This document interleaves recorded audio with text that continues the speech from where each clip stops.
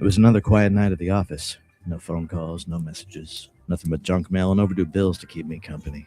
Seems nobody wants to hire a real private dick anymore. Professional like me. A guy who does the detective work nobody else wants to do. A guy who wears hats and walks around in a black and white world. I began contemplating a more profitable line of work, like politics. We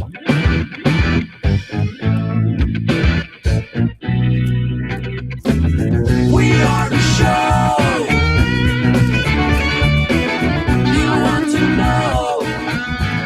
It's time to talk to you.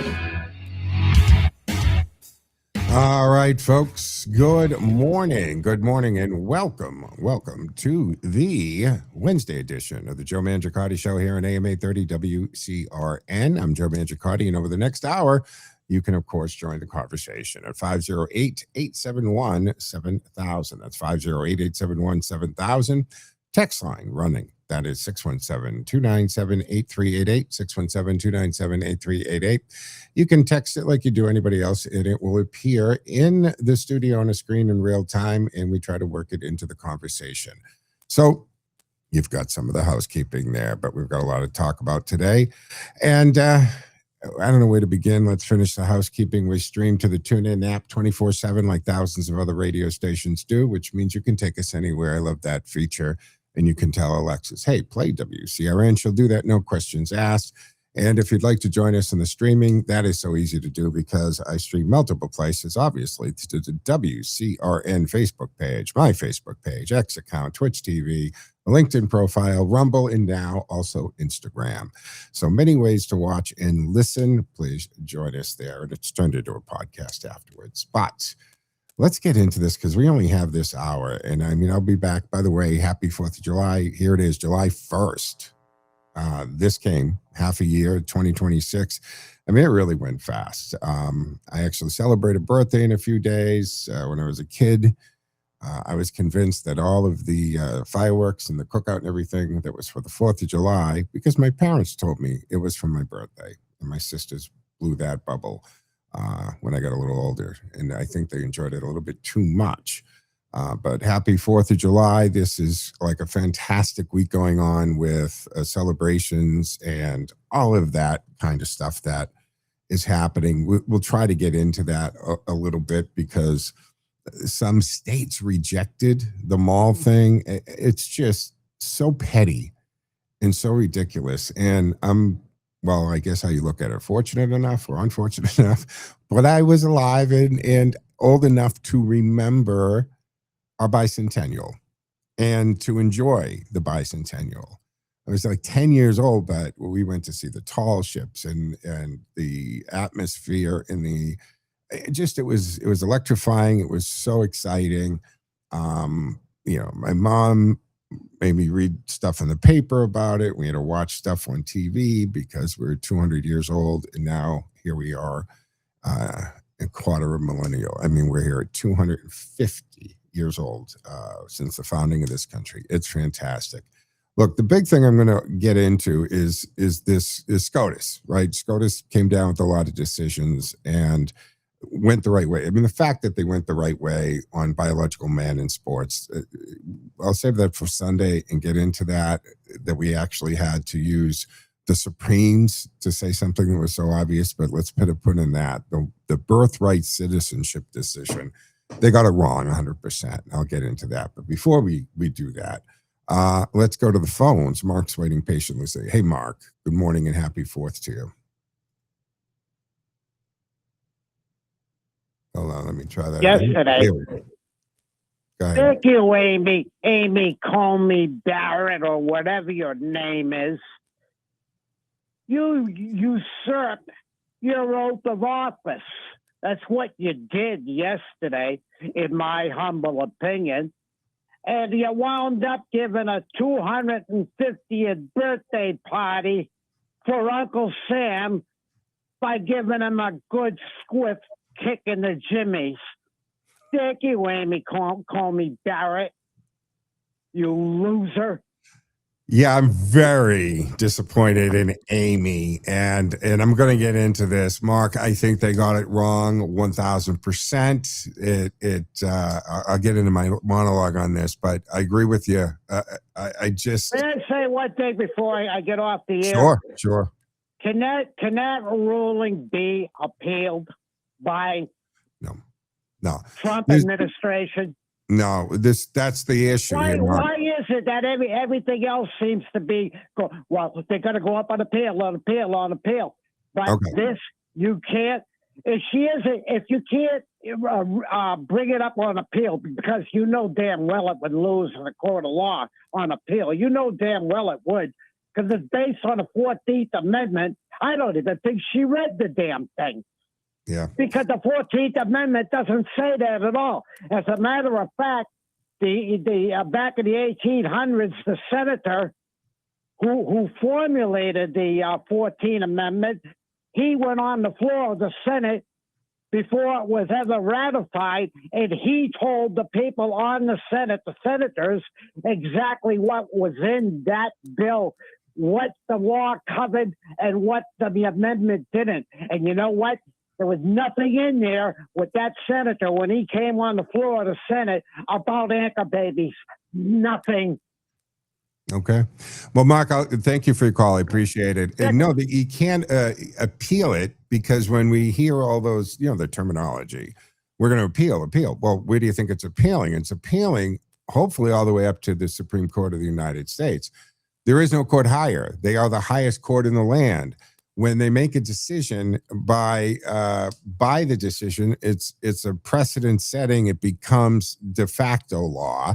The only way that this can now be addressed, there would have to be another lawsuit that makes it through multiple levels, right? The court, the appellate court, district court, appellate court, and then that SCOTUS decides to take it.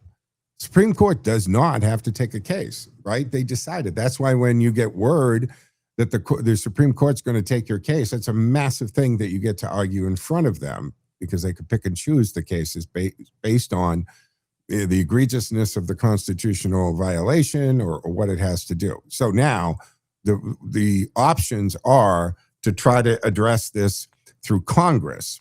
What they basically said is the president can't do this through executive order, and that Congress can address it to a degree. But let's let me get into this, because obviously I am. So for those that might not be caught up on this and a little more of the details, it was a 6-3 ruling. Supreme Court struck down Trump's executive order 14160. Now that sought to deny automatic citizenship, what we have been referring to as the birthright citizenship, to children born to U.S. parents who are unlawfully present or temporarily present, not citizens or lawful permanent residents. So the court reaffirmed, I should say, the 14th Amendment's citizenship clause.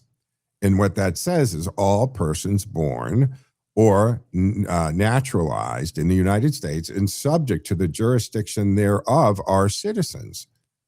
Now guarantees citizenship to nearly all children born on U.S. soil, consistent with over 125 years of precedent, especially with the United States versus Wong Kim Ark, and that was 1898.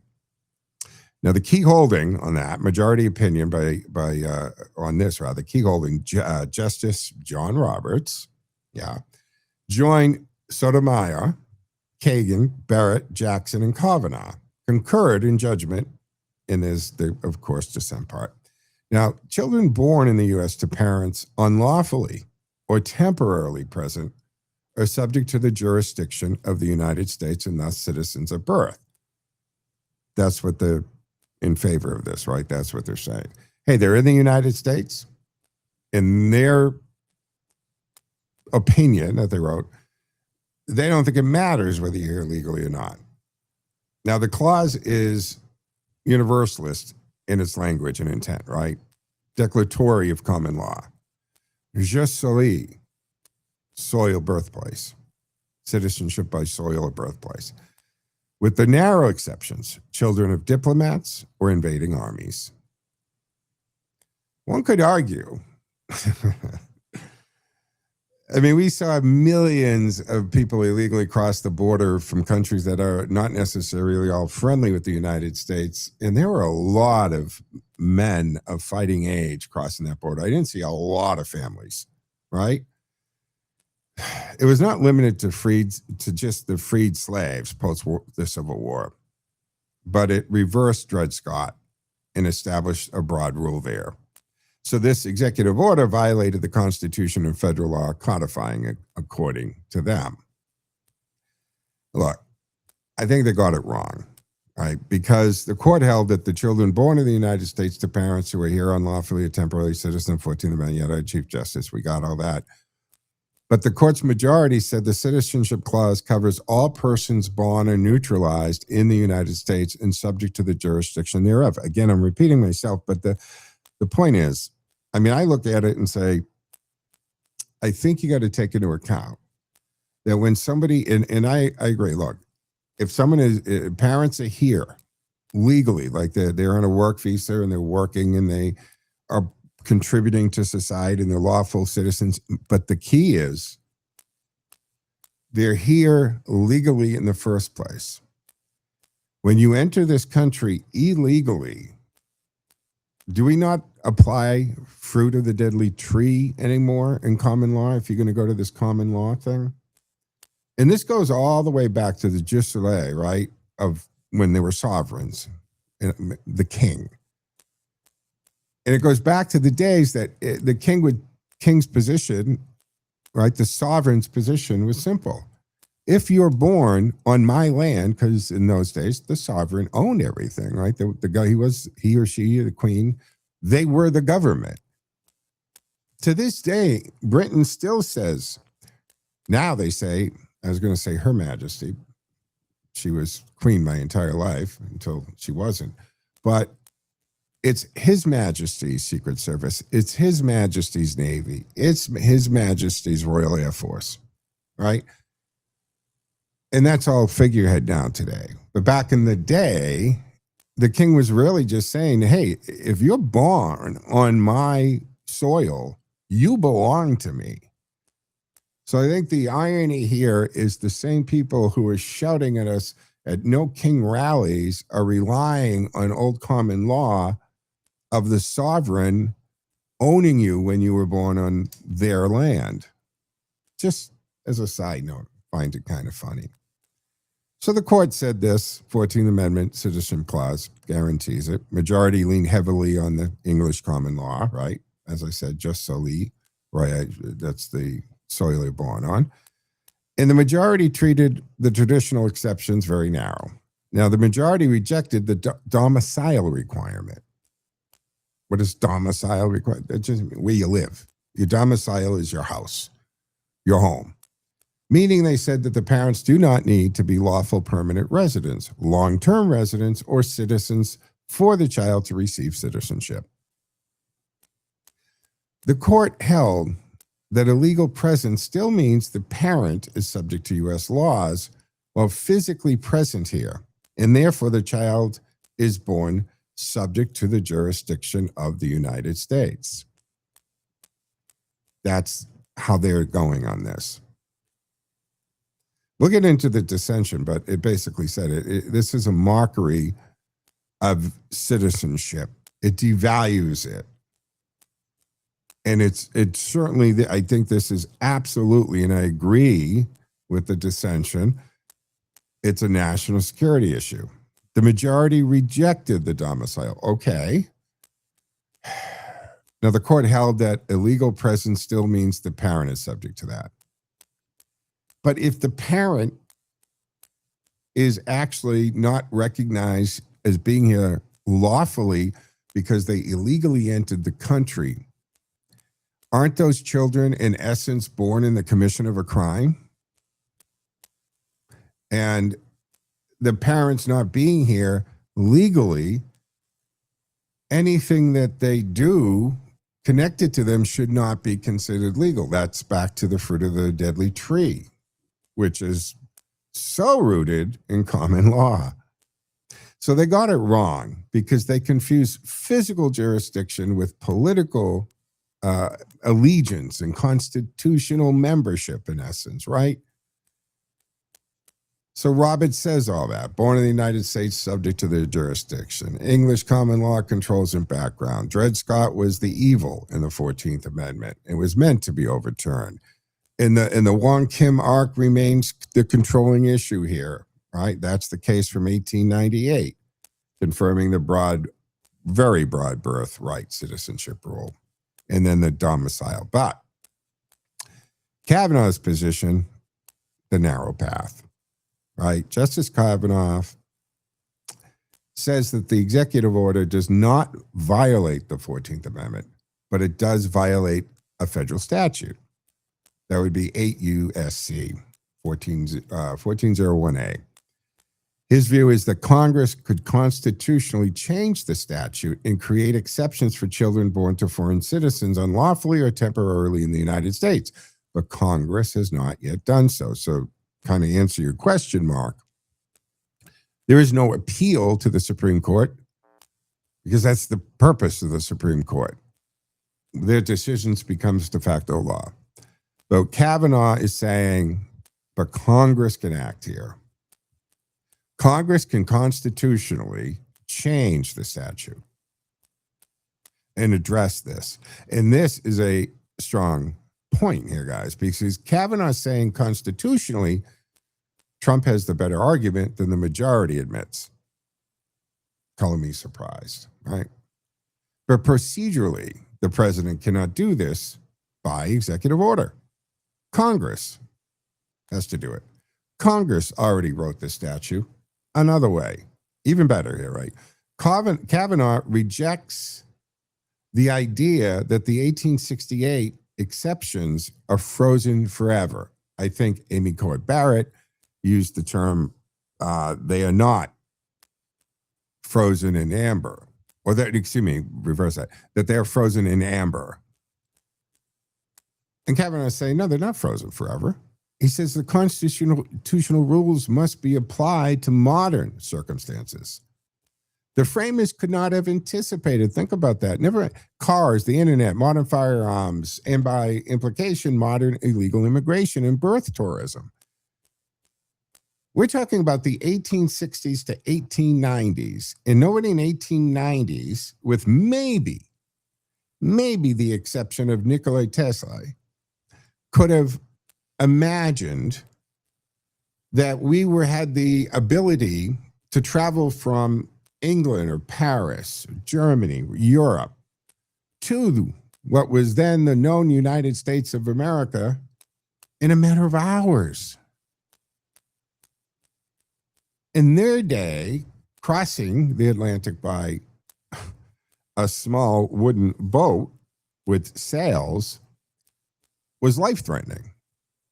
If you crossed the Atlantic in 1880, you weren't about to go back anytime soon. The fact that you made it and the ship didn't sink, or a storm took it out, or you got dysentery or some other disease, or if you made the trip, it was incredibly lucky, and you weren't about to make it back anytime soon, which is why I've always been impressed with the fact Benjamin Franklin used to go back and forth to France all the time in the 1700s. Nonetheless, they couldn't imagine this. They could not imagine you could be in London, then New York, which was still sometimes referred to as New Amsterdam in those days, and back to London in one day. You could make a round trip from Europe to the United States and back to Europe within a 24-hour period. Or they couldn't even envision you could do that technically probably within a 6 to 7 hour period. Unbelievable. They just did not know this. It was beyond their comprehension that this could happen. And then the idea of a cottage industry of birth tourism. So they couldn't conceive that foreign countries, including adversaries of the United States, could structure it so that a pregnant woman would be on American soil to give birth. In their days, you would have to plan that several months, close to maybe a year, right? The right ship, timing the travel of the ship and getting to it just was beyond comprehension. So the idea of birth tourism was an invention of the modern day, and they couldn't understand this. And I've said this a million times. If our founding fathers ever envisioned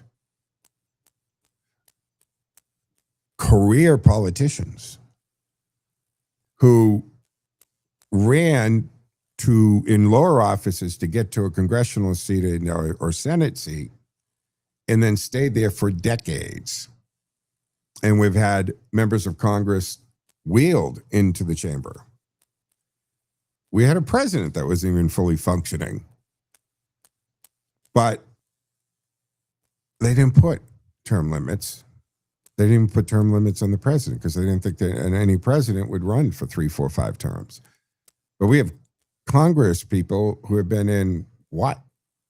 10, 25 terms? No, that's 6 years. Congress, maybe. Senators who have done 8 terms, right? 9 terms, because they're 6 years. Point is 40, 50 years. And that was beyond comprehension. First of all, you weren't going to make that salary, and they didn't envision them using their position to enrich themselves. Please point out, even Bernie Sanders has become a multimillionaire with multiple homes. Every member of Congress, within a term or two, what happens? We all know that. If they could see that, I think in their day, the Constitution, when they came up with this incredible government system, they would have put term limits on members of Congress as well as the president. Now, Justice Thomas, joined by Gorsuch, says the majority misread the purpose and the original meaning of the 14th Amendment, because the amendment was about freed slaves in Dred Scott, sure. Thomas says the Reconstruction Congress overruled Dred Scott through the Civil Rights Act of 1866. And then the citizenship clause that was in that. And he argues that both guaranteed citizenship to persons born and domiciled in the United States, regardless of race, not to people with no true political attachment to the United States. Guaranteed citizenship to persons born and domiciled. We're back to what is the domiciled? Your home, where you live. Freed slaves were Americans. Thomas makes the moral and historical point there. Freed Black Americans had no other homeland, owed allegiance to no foreign sovereign, and were part of the American political community. And that's, to me, is very key right now, because you can have a woman, birthing person, a woman who times the tourism to the United States, has no love of this country, has no intention of assimilating and waving our stars and stripes on the 4th of July, and returned with that baby to their, may say, China, and raised that child as Chinese in the sense of their view on America and so forth. And with that 18th birthday, that child is free to travel back and forth to the United States on an American passport. Talk about your sleeper agents, guys. Thomas emphasizes, I should say, that the Wong Kim Ark case involved parents who had permanent domicile in residence in the United States. They had a home, they had a house, they lived here. That is not the same as a person crossing the border illegally or arriving temporarily for the sole purpose of giving birth. And look, this issue is unsettled for much of our American history, is it not? Thomas notes that many in Congress disputed the automatic citizenship for children of illegal aliens and temporary visitors. He cites Senator Harry Reid's 1990s proposal that a child of an illegal alien or temporary visitor should not become a citizen solely because of physical presence at birth, But like everything else, if Trump's for it or did it, it has to be against it. And this birth tourism proves that there is this modern abuse. Thomas argues that the current interpretation encouraged birth tourism, right? People traveling to the United States specifically to obtain that citizenship for their children. Then they return home. No. Justice Alito's dissent is the most direct that I can use here because he says the court made a serious mistake. Amen to that. I agree. They did. This is a serious mistake, and that the majority's rules or the majority's rule gives citizenships to virtually everyone born here, including children of the birth tourist who come for that purpose of giving birth, and then they go home. Now, he also argues that the 14th Amendment confers citizenship only on children who at birth, and get this, owe allegiance solely to the United States. Are these children of a Chinese or Afghan or any other country relinquishing their allegiance to that country that their parents belong to in relinquishing their citizenship? They're a baby. Of course they're not. So they owe allegiance to other than the United States of America. Alito also makes a humane but firm point here, a humane but firm point. I think I lost the mic just for a second, but we're good. I lost my track. Oh, and the humane but firm point, the interpretation does not mean uprooting millions of people already born here. Now, he says Congress can and should address those cases, but fear of consequences should not force the court to adopt the wrong constitutional interpretation. So citizenship is precious. It is not participation trophy for unlawful entrance, guys, birth tourism, or exploiting a constitutional loophole. It just isn't. 508-871-7000 to join the conversation. It's 508-871-7000. Lines are open, and our text line, of course, 617-297-8388, 617-297-8388. And don't forget, you can actually join the conversation at any time while we have our time left here together. I'm Joe Mangiacotti, and we will be back on the other side, folks.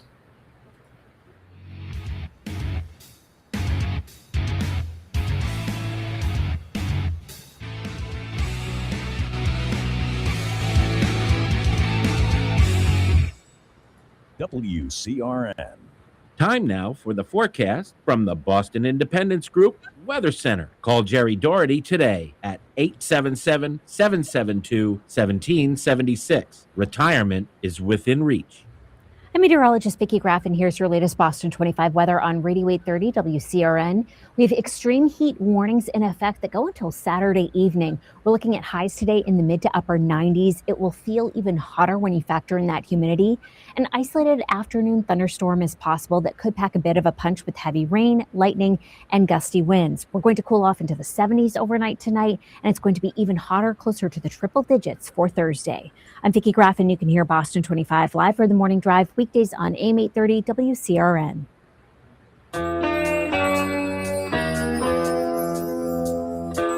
More live and local radio is next. Stay tuned to Radio Central 830 WCRN. Those things we most cherish are all put at risk through the improper disposal of mercury in everyday items. Fluorescent lamps, thermometers, thermostats all contain mercury. Mercury Recovery Program is designed to assist your community in the safe disposal of this heavy metal. For more information about where to dispose of these products, contact your local Board of Health, Department of Public Works, or visit our website at keepmercuryfromrising.org. Working together, we can keep our environment safe. Attention all contractors. The Massachusetts Mercury Management Act makes it illegal to improperly dispose of old thermostats in the trash. They contain mercury that can be harmful to human health and the environment. Building and HVAC contractors, plumbers, and electricians, please properly dispose of all mercury thermostats. Contact your local health or public works department for information on where to safely dispose of thermostats in your community. Visit online, keepmercuryfromrising.org for details. Brought to you by Win Waste Innovations. Performance for the planet.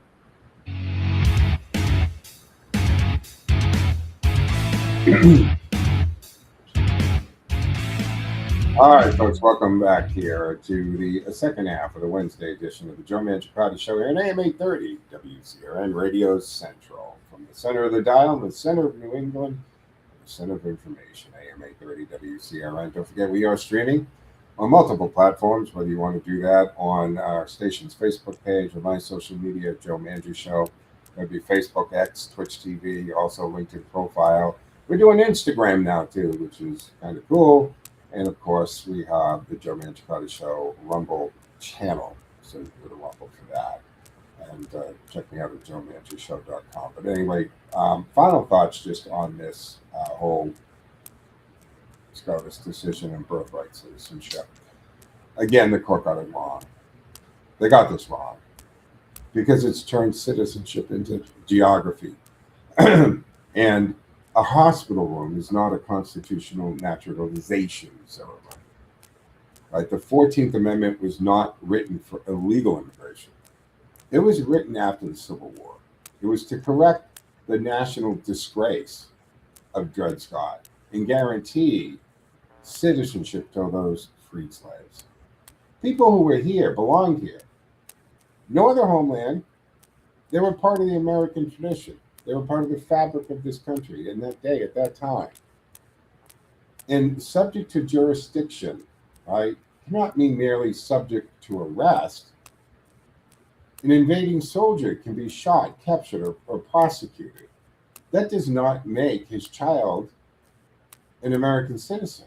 Jurisdiction in the citizenship clause must mean political jurisdiction, allegiance, membership in this country. The Wong Kim arc, right? Wong's parents, they were legally present and permanently domiciled here. That is not the same as illegal entry, overstays, or again, birth tourism. That was so beyond the comprehension or imagination of anyone in the 1880s. Okay, so legal presence does matter. I'm hopefully I'm being clear and fair on this. If parents are here legally, admitted by the United States, living under our laws with our permission, say visa, green card, lawful work status, then birthright citizenship makes constitutional sense. But if the parents broke the law to be here, the child's citizenship should not be treated as the legal fruit of an illegal act. And we have observed, practiced, and applied fruit of the deadly tree in common law for hundreds of years. So this is where the fruit of the poisonous tree becomes a good analogy, in my opinion, right? Because in criminal law, evidence obtained through illegality can be excluded, right? The police officer just walks in your house and there's a murder weapon sitting on the coffee table next to a mound of cocaine, and they arrest it. All that evidence, it's the fruit of the deadly tree. He entered the premises without a warrant, without probable cause, not in pursuit, all gone. And many a bad guy has walked on constitutional principles of that, and we need to have it that way. And that's what the fruit of the tree is.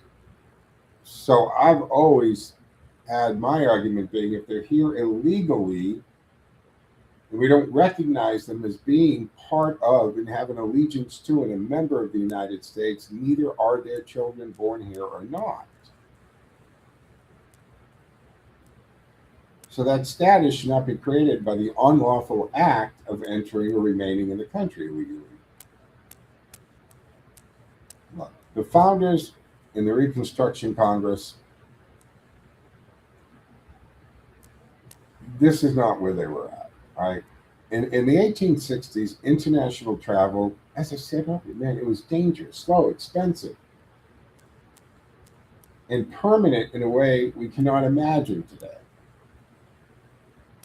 I mean, the people who left Ireland in the potato famine or just left Ireland, they were leaving for this land they heard of, the land of freedom and opportunity. And they had no intention of going back. And they came here like my Irish grandparents did to forge a new life. And boy, were they loyal to the United States. Right? Just a way we couldn't imagine. They couldn't imagine. They were not drafting rules for jet travel and hotels and mass illegal immigration and brochures and packages, instant global communication and people crossing borders for strategic citizenship benefits. It just was beyond anything they could imagine. Citizenship carries voting power, constitutional membership, national loyalty, right? Public benefits, passport protection, and the ability to anchor future immigration claims. That cannot be handed out casually. That's why this absolutely makes a mockery of United States citizenship. Even though in Kavanaugh, right, he voted against the executive order on those statutory grounds, he does maintain that Congress could constitutionally amend the law, create the exceptions. That is the action item here. Congress must act. That's what they must do. America has the sovereign right to define who joins the political community. And a country that cannot control citizenship cannot control its future. It's just the way it is, folks. 508-871-7000 to join the conversation. What say you? Did they get it right or did they get it wrong? Does Congress need to act? Do we have to address this through additional statutory amendments? What are we going to do there? 508-871-7000 to join it. The other thing is, I don't know. There was a lot going on, right? Over the weekend, Monday, Tuesday, the National Mall, 250th birthday. I get all that. But in all of this, there was another House Judiciary Subcommittee on sanctuary policies and the victim's perspective. And Jessica Gorman, and I hope you already know that name, because I noticed that a lot of Democrat and Democrat socialists, the progressive left, man, they can often name and recall the illegals who committed crimes and then were arrested or attempted to deport or whatever, but they can't really recall names of the victims of illegals or brutal crimes. So please remember Jessica Gorman. She's the mother of the 18-year-old Loyola University Chicago freshman, Sheridan Gorman. Another name. Burn that. Sheridan Gorman. And she delivered a very powerful emotional testimony about her daughter's murder. Sheridan was shot and killed back in March near Toby Prince Beach in Chicago's Rogers Park, while out with friends. They went out hoping to see the Northern Lights, which, depending on circumstances, conditions, sometimes you can do that for them. And the accused killer, Jose Medina, who is a Venezuelan national, illegally in the United States, and had prior encounters with our law enforcement. And at that point currently had the ICE detainer on him.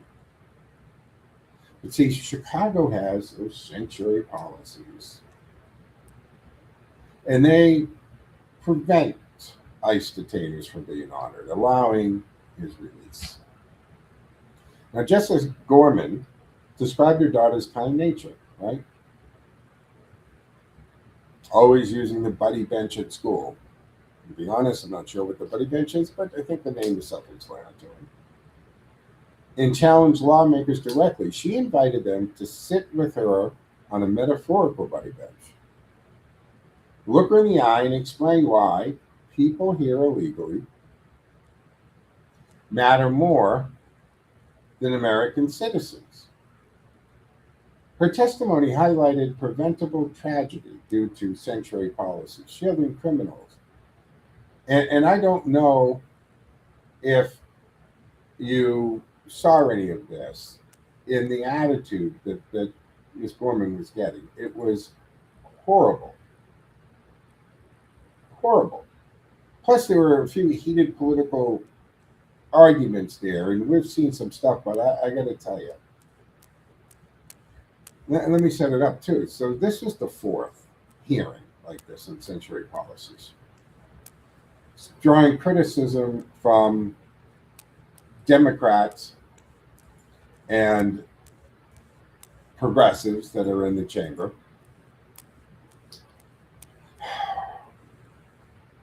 Jayapala, remember right? Rep. Pamela Jayapala. She expressed sympathy, but called it repetitive and politically motivated, urging us to focus on broader reforms like border security or gun control instead. How predictable. Rep. Mike Lawler and some subcommittees members, right, emphasized that sanctuary policies endanger Americans by ignoring ICE detainees. Of course they do. Releasing repeat offenders.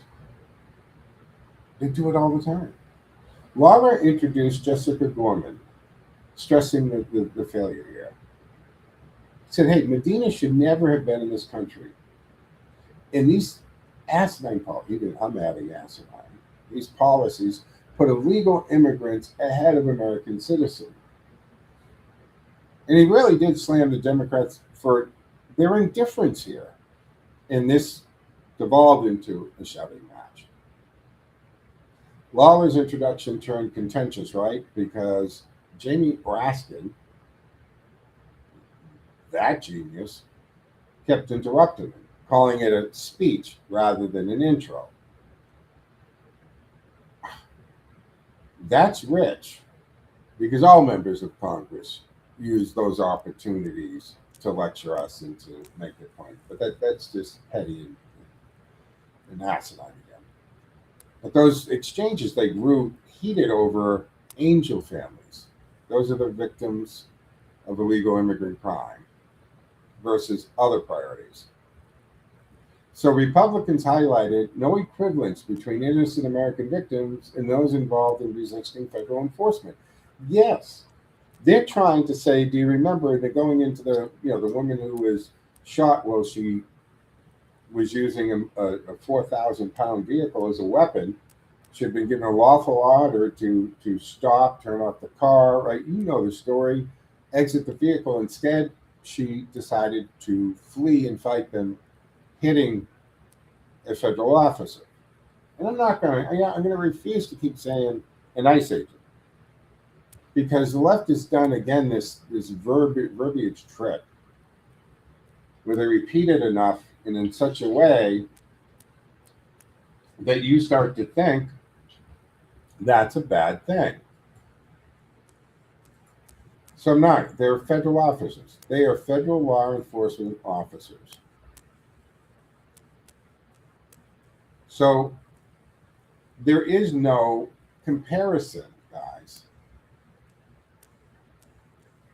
One is breaking the law and fleeing lawful detention, ignoring lawful orders, and then strikes a federal officer with attempted murder, to wit, a SUV. You can't compare that with an 18-year-old college student going bumpity bop bop bop along a thing, looking up at the sky at the northern lights with their friends. That's not apples to apples, folks. It's apples to whatever the heck that is. So these sanctuary policies, in my opinion, they're enemies of the state here. These policies actively shield violent criminals, directly causing totally preventable deaths, like Sheridan's. And then prioritizing illegal immigrants over citizens isn't compassion. I know they want you to think that. I know that's the position they take, and they lecture us and they yell at you about it and all of that. But it's not. It's a betrayal of American families. Lawmakers defending them, despite these tragedies, show an incredible and fundamental lack of humanity and intelligence as far as I'm concerned. Performative versus the reality, isn't it? The left claims empathy, but dismisses angel families. Or they pivot to unrelated issues. Sure, I get that. It's a tactic you're taught in, speech class in high school. I get that. Speech club. Their repeated defense of sanctuary cities, even in these raw hearings with grieving mothers, proves that they aren't good people. And they portray themselves to be. They enable chaos at the expense of innocence. And I'm watching some of this stuff yesterday, that Payala guy, that rep. And I didn't agree with what they were taking, and I thought, a lot of it's performative, right? Because you clearly see they get the talking points.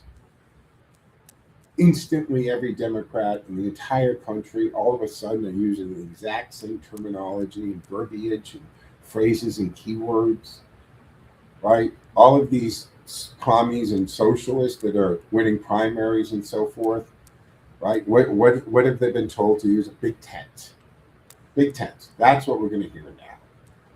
Big tent. That senator from Georgia, Warlock or whatever his name is, I saw him, and you see his eyes. He looked so uncomfortable. It was like a hostage reading the note. We are a big tent and welcome everybody in it. He was stiff. You see his eyes reading the text on a teleprompter. So that's what it's going to be, because the Democrats, old school Democrats, seem petrified to challenge any of these people. So they say, we're not going to challenge it. You're not going to stand on your principles. You're not going to die on this hill because you're not going to give up that seat, so you're going to join them. And what we're going to say is we're going to call it a big tent. That's it. Everybody's welcome. Imagine if the Republicans were saying, well, we're a big tent, so we have room for fascists and real Nazis and dictators. No, the Republicans don't do that because it's scary and stupid. So when I'm watching this and I see Payala's, and at one point she actually said to this mother in tears, this is the fourth time that we've done this, meaning the hearing, and we got bigger things and better things to do. To an angel mother. And that's when I decided, or I didn't decide it, it dawned on me. It dawned on me, these aren't good people. They're not good human beings. Period. I've questioned their intelligence forever, but now I just question them being a good human at all. And there's no moral equivalence. To compare innocent victims like Sheridan, shot while enjoying her life, really at the beginning of it, 18 years old, in school, going out to look at the northern lights, going to get her education, and everybody said she had a spark to her. There was just something in her. And to compare that to rare incidents involving those attacking or fleeing federal offices or resisting enforcement, that's not even political. That's just stupid. You're desperate. And do you even get what that makes you look like? Right? Do you even have an understanding of how you are going to be now permanently on record of being that idiot? It's like they don't even understand what video and the internet is. One side protects law abiding citizens, the other excuses lawbreakers. Sanctuary advocates bear responsibility for the bloodshed. They just do, folks. And the way that Rep. Paella, treated this mother is disgusting. Fourth hearing. Republicans' accountability. Democrats call it political and pivot elsewhere. It's just wrong, guys. Imagine sending your daughter off to college full of dreams, only to get a call that she's been gunned down on a beach by an illegal immigrant who should have been deported long ago. Well, that's the nightmare Jessica Gorman is living. And she did it on Capitol Hill. She testified with raw pain about her daughter, Sheridan, who was murdered in Chicago because sanctuary policies let that killer roam free. It's just wrong, folks. 508-871-7000 to join the conversation with 508-871-7000. Hey, I'm gonna bring this up, but I thought I would do it just before we had to wrap up the Wednesday edition. So, Jesse Smollett, or as Tyrus, right, Juicy Smollett, he returned after what, 8 years or something, to perform. He on the 27th. He headlined the Harlem Pride's 17 Shades of Pride event in New York City. Not even the big New York one. Can you imagine being the person who loses a gig to him? But anyway, so they book him and they headline him for the Pride event. His first full live music performance in 8 years. And he did like a 30-minute set featuring songs. He has a new album called Breakout. And the appearance quickly sparked a lot of intense online backlash. Like rapper 50 Cent chimed in, mocking it on Instagram. That kind of reignited their feud. And then you had others spoke up, to defend him. Now, the 2019 incident, Smollett claimed, in case you forgot, that he was the victim of a racist and a homophobic hate crime. He says he was attacked in Chicago. Remember, I think, going to Subway in a snowstorm at 2 in the morning or 1 in the morning. But the investigation into this determined he staged it all. He hired those brothers to fake the whole thing. So he was, in 2021, he was convicted of felony disorderly conduct in the Illinois Supreme Court, overturned the conviction late in 24, but on technical grounds. Because, see, there was a prosecutional issue with prior agreement. So that was the whole thing, that if you cooperate, you tell us what really happened, you're going to be free from prosecution. Some DA made that agreement, and then they went ahead and pushed forward. So, yeah.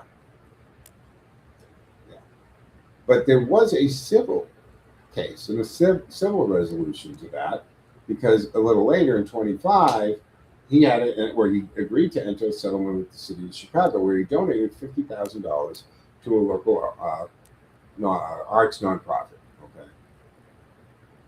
Now everything the legal maneuvering is here, so he didn't have to admit wrongdoing, and there wasn't an actual conviction of it. So platforming Smollett at a Pride event, especially one celebrating in Black and brown LGBTQ plus voices, undermines real victims of hate crime. That's what I think. I'm looking at this news thing and watching it. It was not wonderful, but I'm not here to critique his performance. My first thought when I saw this story is, wait a minute. Why are you platforming? Why would you headline and lead a person who basically committed an LGBT hate crime. And when this all happened, I said what he did was a hate crime. And somebody on that time, the Worcester Pride Committee, looked at me in shock and said, "How is that a hate crime? That's not a hate crime." Of course it is. Of course it is. And I'm watching this and I'm saying he totally orchestrated and he faked a gay bash or homophobic attack on it, lied about it all. Remember, he put a noose around his neck and he kept it around the neck till the police came into his apartment, and his story we know the story. It was so full of it. And I'm looking at this Pride event thinking, why would you think that the person who should represent your cause, and you know how I feel about the T and the Q and everything, it should not be connected to LGBT, right? They hitch their wagons on it later. But the point is, he faked a hate crime against a gay member of the community, and you're platforming this guy, you're headlining this guy. You are, again, diminishing the victims of real hate crimes, gay bashing, that kind of thing. It undermines the real victims. Staging a hoax, you're weaponizing the trauma. And then you're eroding trust, and you make genuine victims harder to believe because you are such a schmuck. Many see it as institutions prioritizing, resilience. He came back, he bounced back. Organizers framed it as supporting a Black gay artist post legal issues, emphasizing unapologetic pride. Wow, that's a twist. How'd you get there? They got it wrong again, right? Hoax, weaponization. Smollett didn't just lie, he fabricated a hate crime that diverted resources, smeared real issues, Pride organization choosing him. Well, that signals zero accountability. Prioritizing celebrity over community credibility is absolutely unacceptable. Performative hypocrisy, right? Left-leaning spaces that scream believing victims rush to rehab Smollett while actual victims, they get sidelined. Again, not good people. It's cynical brand management. And that no evidence thing, that was overturned on a technicality. It wasn't exonerating. Public knows the facts. Harlan Pride's choice disrespects survivors, fuels skepticism toward real hate crimes. Just wrong. You got it wrong. Folks, we're going to wrap up the Wednesday edition of the Joe Mangiacotti Show on AM 830 WCRN. Thank you so much for joining me. Have a fantastic holiday week, folks. Happy 4th of July. I will be here on Sunday. So have a good one, guys. Joe.